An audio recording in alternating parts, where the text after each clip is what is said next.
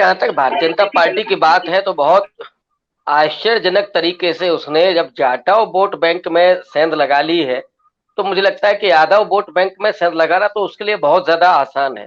और उसकी वजह यह है कि अधिकांश यादवों का, मैं उन लोगों की बात नहीं कर रहा हूं जो राजनीतिक रूप से वैचारिक रूप से बहुत मजबूत हैं, लेकिन अधिकांश जो यादव हैं उनकी मनोदशा भारतीय जनता पार्टी की आइडियोलॉजी वाली ही है। मसलन बहुत धार्मिक और उस प्रवृत्ति के हैं, और उन्हें भी एक हिंदुत्व की चाहत है, तो वो मुझे लगता है कि ज्यादा आसान होगा भारतीय जनता पार्टी को यादवों को अपने पाले में खींचने के लिए। लेकिन जो सिंपैथी की बात है, तो अभी तो इसमें कोई दो राय नहीं है कि अखिलेश यादव ही यादवों के अपने नेता हैं। लेकिन आने वाले समय में ये देखना होगा कि जो यादव नौजवान, खास करके जो समाजवादी पार्टी के कार्यकर्ता हैं, जिन्होंने अपना सब कुछ लगा करके पार्टी के लिए काम किया इस बीच में, और उन पर जो इस समय आपत्तियां आ रही हैं, जो मुसीबतें आ रही हैं, उसमें मुकदमे भी बहुत सारे हो रहे हैं। जैसे बनारस में है, बहुत सारे मुकदमे हो रहे हैं, या अभी सुरेंद्र दुबे जी ने कुछ उदाहरण दिए कि बुलडोजर चलाया जा रहा है। तो जो निराशा आई है नौजवानों में खास करके, और जो उनका उत्पीड़न हो रहा है, उसके चलते अखिलेश यादव का अपना आधार दरक सकता है।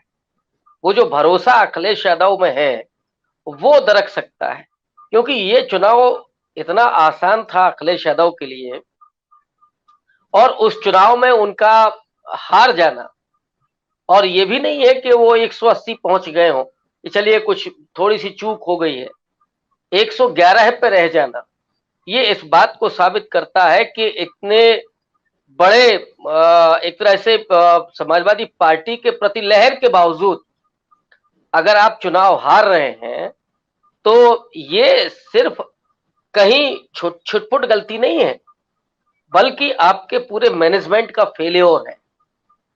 आपका जो वैचारिक विचलन देखा गया अखिलेश यादव में, कि वो खास करके ब्राह्मण मतदाताओं को अपनी तरफ लाने के लिए जो उन्होंने प्रदर्शन किए, फरसा लहराया, परशुराम की मूर्ति उनके पार्टी के नेताओं ने बनवाई, वहां पर वो गए, जबकि ब्राह्मण मूर्ति से नहीं प्रभावित हो सकता है।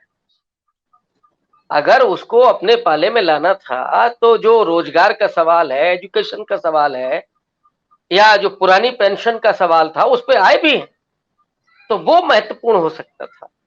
और ये वैचारिक विचलन लगा लोगों को अखिलेश यादव का, और इस वजह से लोगों में एक निराशा है, और इसलिए मुझे लगता है कि अखिलेश यादव से अब लोग छिटकेंगे। ये कोई सिंपैथी नहीं मिलने जा रही है अब अखिलेश यादव को। मैं जितनी जगह जितने लोगों से मैंने बात की है, अब अखिलेश यादव के प्रति कोई किसी किस्म की अब सिंपैथी तो बची ही नहीं, और ये हर कार्यकर्ता भी मान रहा है कि अखिलेश यादव ने अपनी गलती से ये चुनाव हारा है। अब हम उसमें कहें कि रामगोपाल यादव की अपनी स्ट्रेटजी, या शिवपाल यादव की, या उनके नवरत्नों की, तो राष्ट्रीय अध्यक्ष होने के नाते सबसे बड़ी जिम्मेदारी तो अखिलेश यादव की बनती है। तो जिम्मेदार अखिलेश यादव हुए।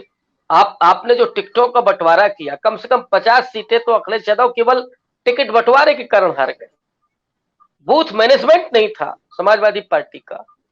जो इतनी बड़ी पार्टी है और उसका बूथ मैनेजमेंट नहीं होना, ये दिखाता है कि साहब आप जमीन पर नहीं है। और वो जिस तरह से बहुत एग्रेसिव होकर के, ओवर कॉन्फिडेंट होकर के पत्रकारों से बात कर रहे थे, और उसने ज्यादा रिएक्ट किया है।